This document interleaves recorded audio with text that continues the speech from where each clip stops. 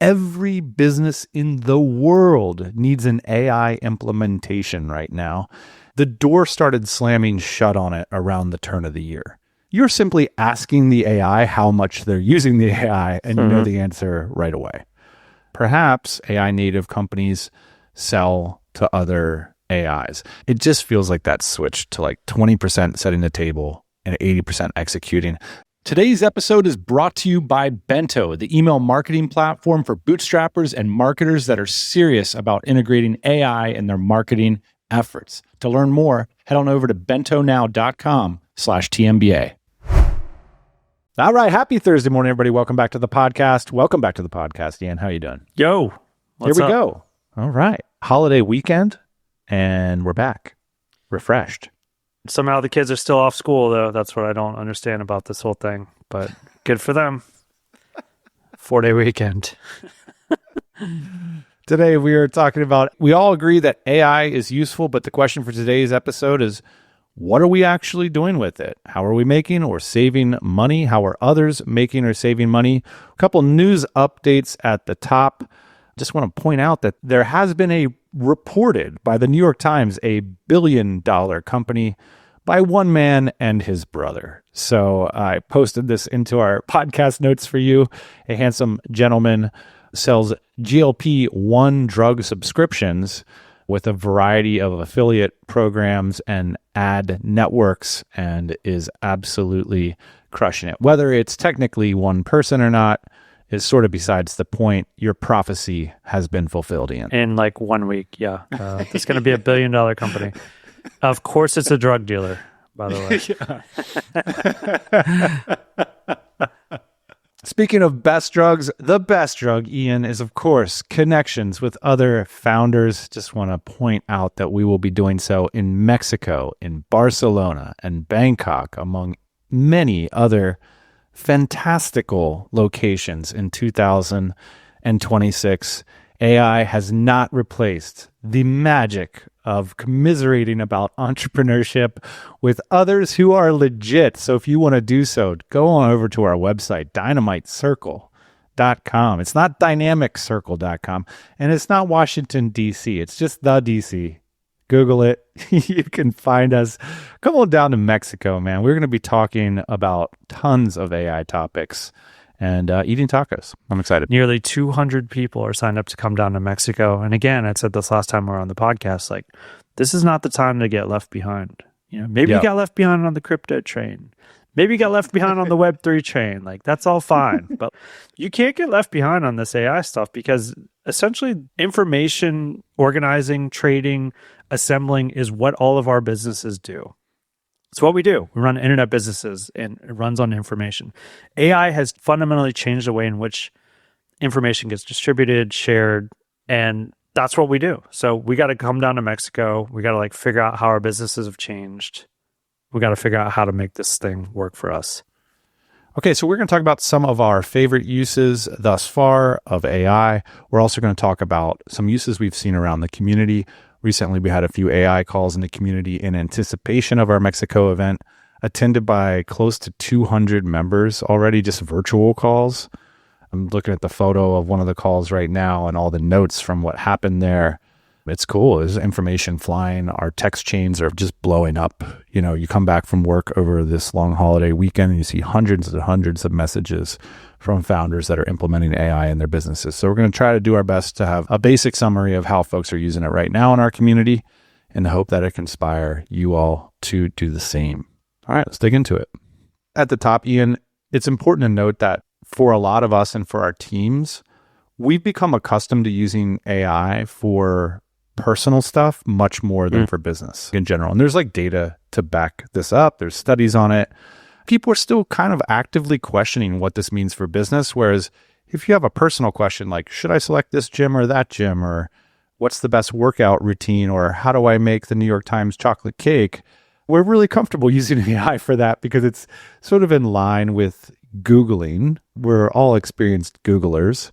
There's these big questions as to how to use it for business. So where this has landed is every company and team member kind of exists in one of three areas right now. There's, in terms of where you're at as a business.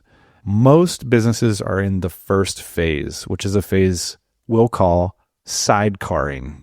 Okay.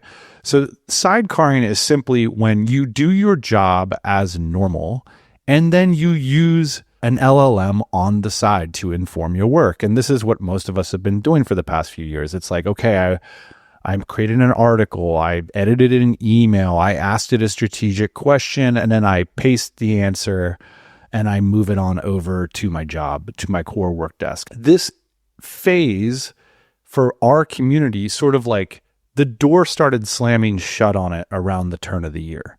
And so Q1 has really been about like, oh my gosh, now I'm nervous about sidecarring.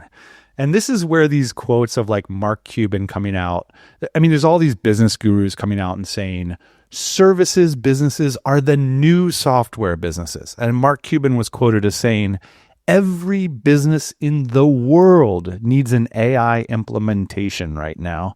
And I essentially think what they're talking about is everybody needs some kind of solution to get out of the sidecarring phase. Mm-hmm.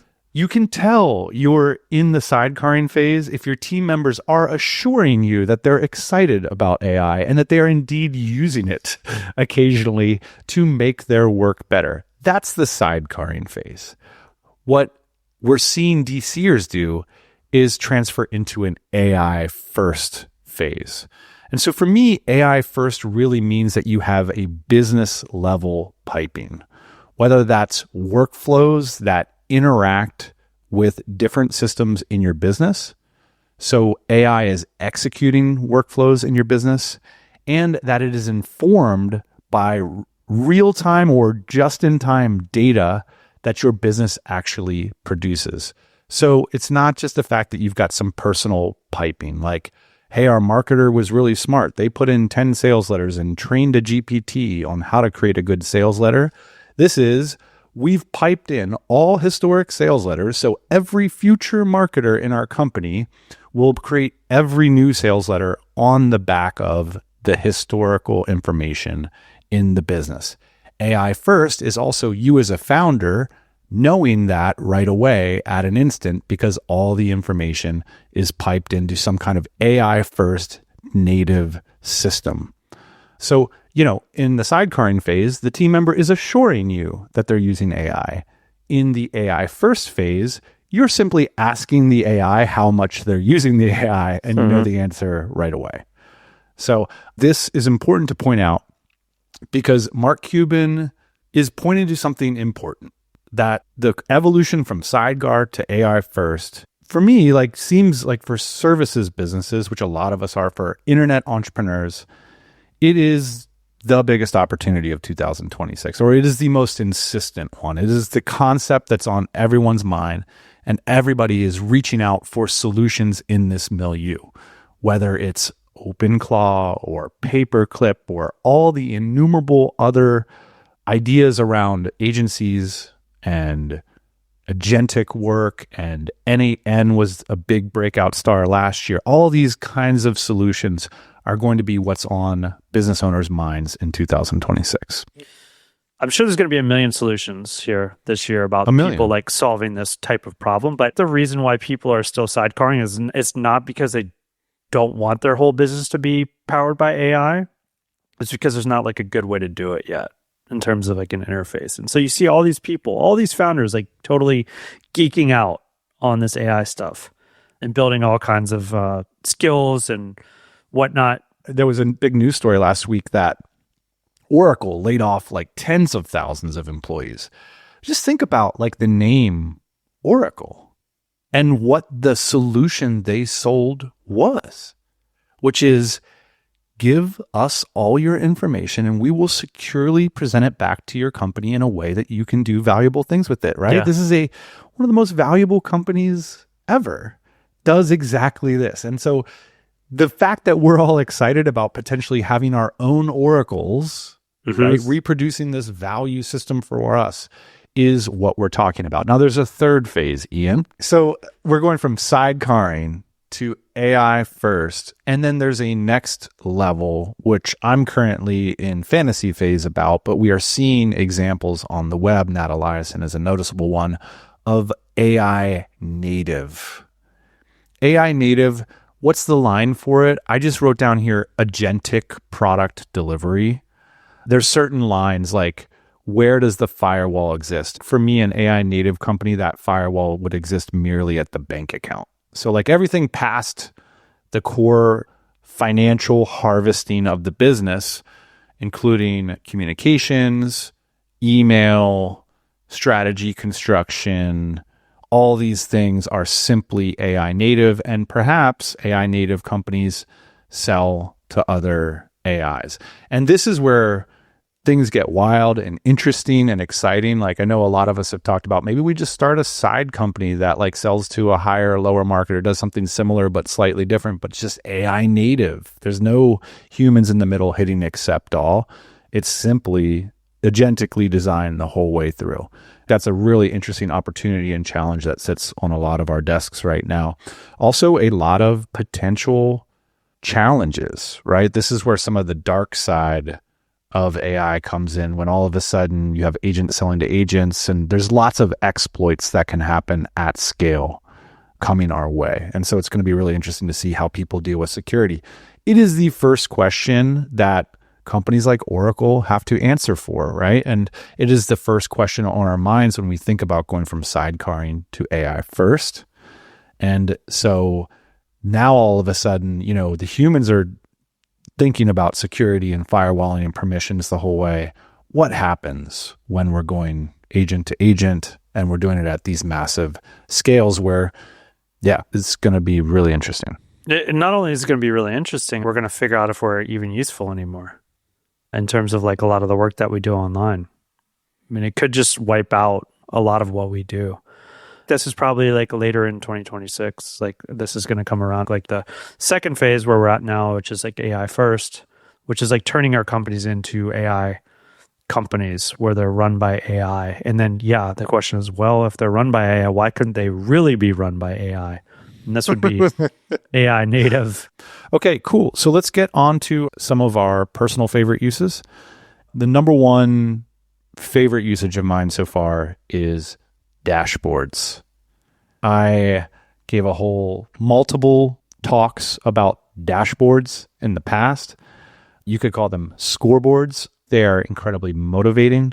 I want to see if I'm down one, if I'm up one. I want to see if I can add another run to the board.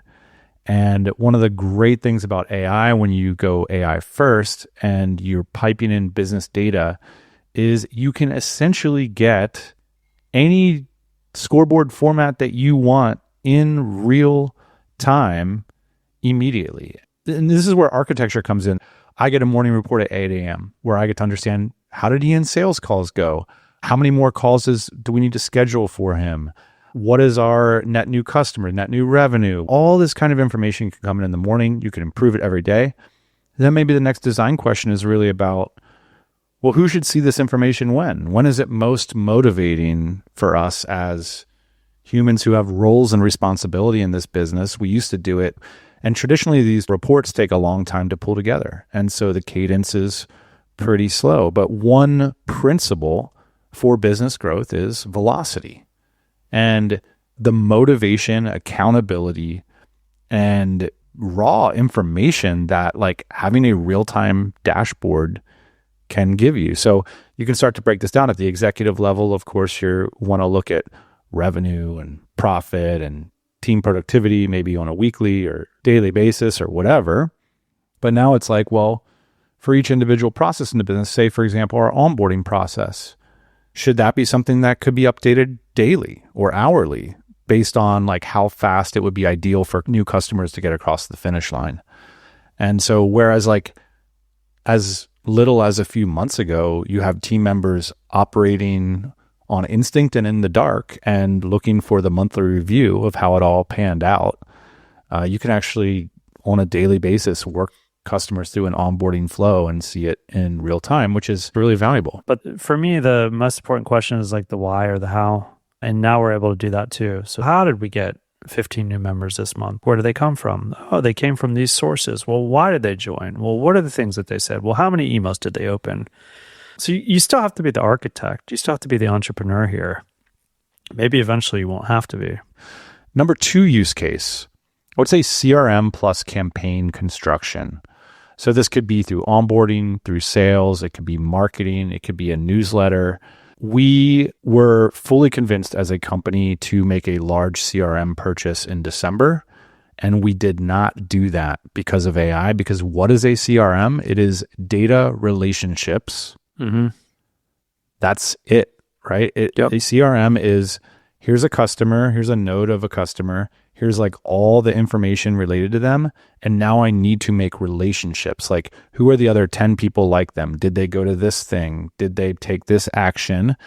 And then, like you said, architecting what you are going to do next. And so the challenge with a lot of these large CRMs is that you have to train yourself and your team how to use what is a generalized and arbitrary interface that sits on top of a database. You have to populate the database in the way that that CRM wants you to populate it.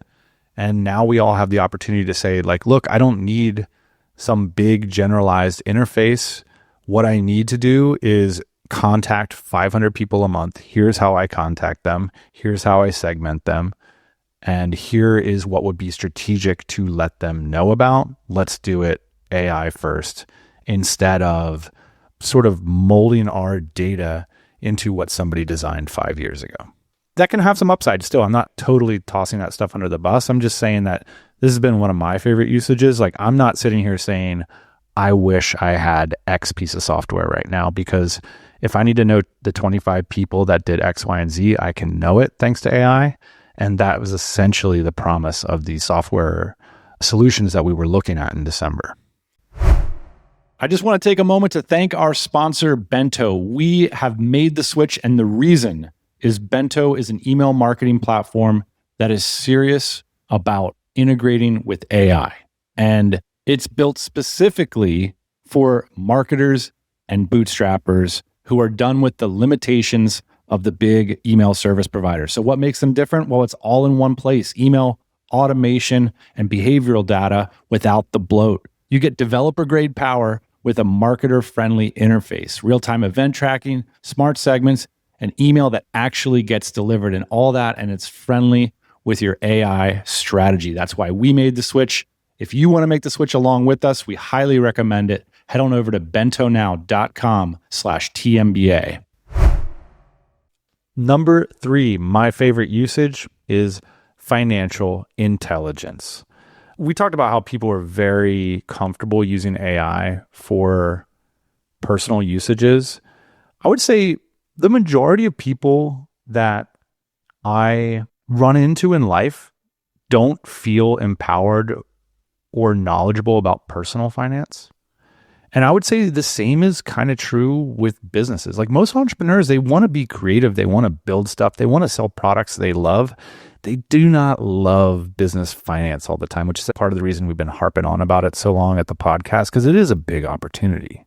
Whether it's like you hire an expert, you bring in a CFO, you get a great firm like Insight Matters or whomever, like, this is a really big upside for most founders. How much is your business worth? Why is it worth that much? What is your CAC to LTV ratio? Like, how do you think about that strategically? How much can you invest to get a new customer?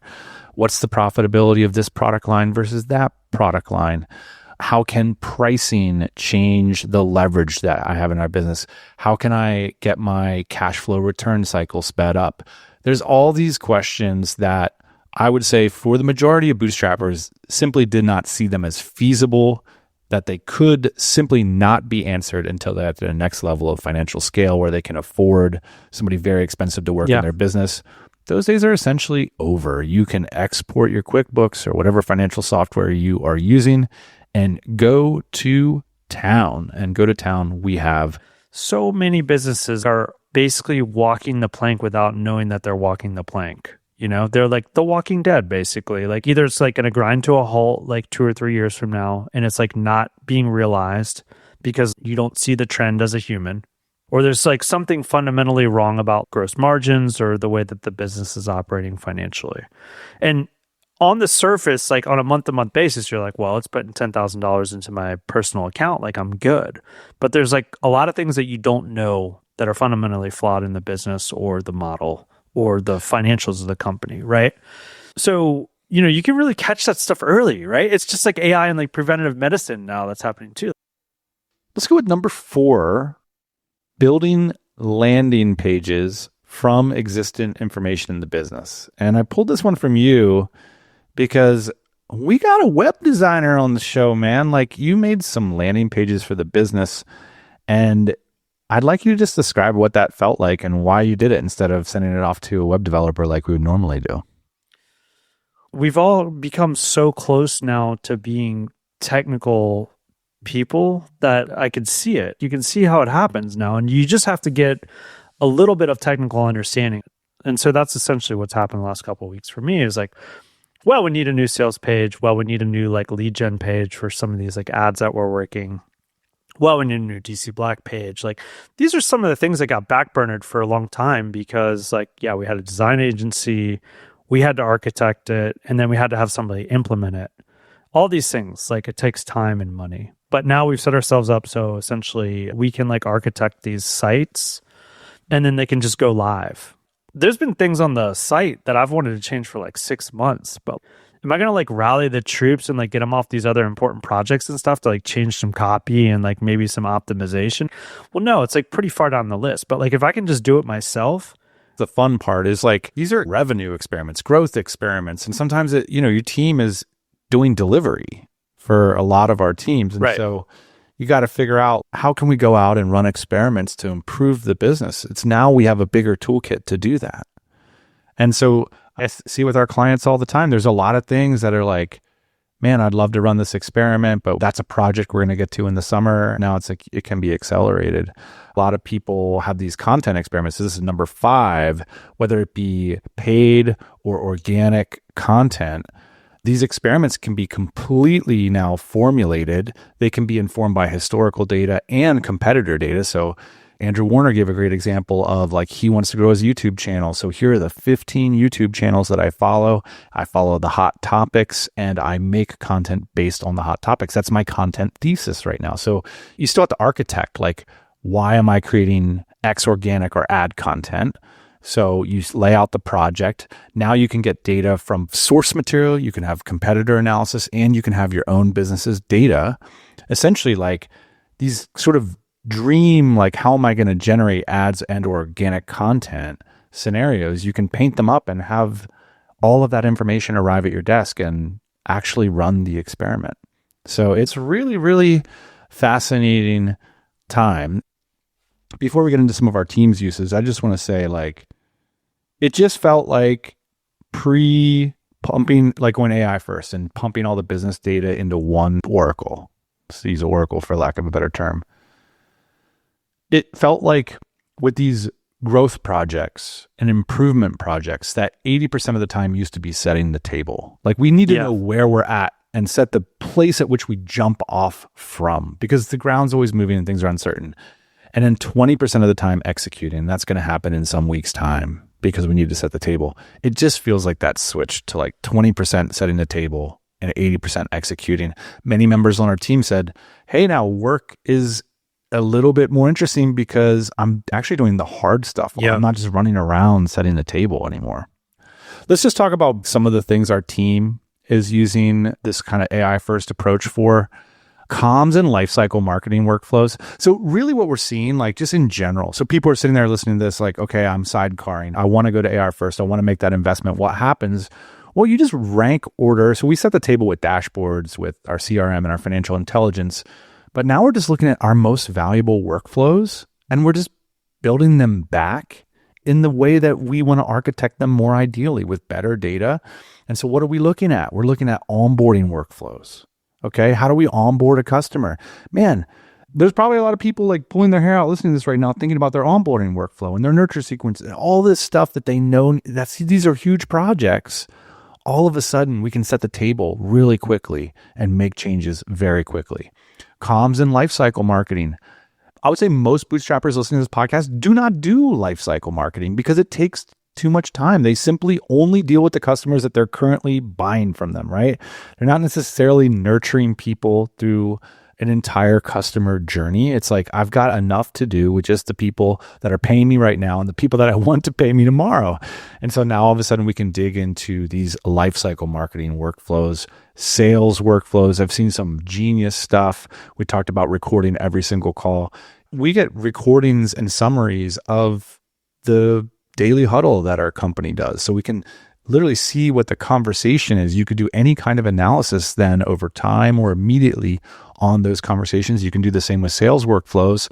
I've seen a lot of cool case studies where copy and case studies and marketing materials are generated directly from the sales calls. There are whole books about customer development via phone calls. And there are marketing gurus that made their bread going on speaking tours talking about use the language that your customers use. You know, I'm sitting in the audience with my notebook, nodding my head saying, that's a great idea. And then we developed these Google Docs where we dumped all these testimonials and they just sit there forever and never get implemented. But now all of a sudden it's like, hey, I believe in the philosophy that we should use our customers' own language for our sales copy. I'd like you to look at the last 100 calls with our customers and actually make a list of the most common terms that they use. All these kinds of like best practices we can bake into our workflows if we're AI first in a much faster manner. Until we go AI native in the AI first phase, what we're doing is simply digging into how we already make money and finding ways to accelerate that value to our clientele. So what we will do is circle back with a case study episode because we just became the case study on this particular conversation. We can get to a bunch of these case studies we pulled together and, of course, collect from anybody who's emailed us. Well, we're going to turn off of this podcast. Part of us, when we were like writing this, it's like, I don't know, some of the stuff is stuff we've been talking about for a long time. It's not necessarily like flashy or impressive. It's empowering because maybe we built our business last year or a few years ago, and we can revisit a lot of these decisions, think it through, and rebuild again to make a better business. That's why I think a lot of people are cracking those laptops and really excited right now because it's weird. It like hits you right in the jugular. Like these workflows are what our businesses are. Yeah. It's like Inception, man. Like this AI stuff is good at what we do. Totally. And so it's interesting to really ask the question. It's going to be the biggest question in our inbox all year long is like, what are we actually going to do here? My short answer, Dan, is be the entrepreneur that got you to where you are right now and continue to do that. Because like, yeah, a lot of our processes and our companies are at risk. So like we have to continue to be valuable in these organizations in a way that we were at one time or we are still. Cool. There you go. Well, thank you for organizing some information with me here today. That's it for us. We'll be back next Thursday morning as is per the usual. See you then.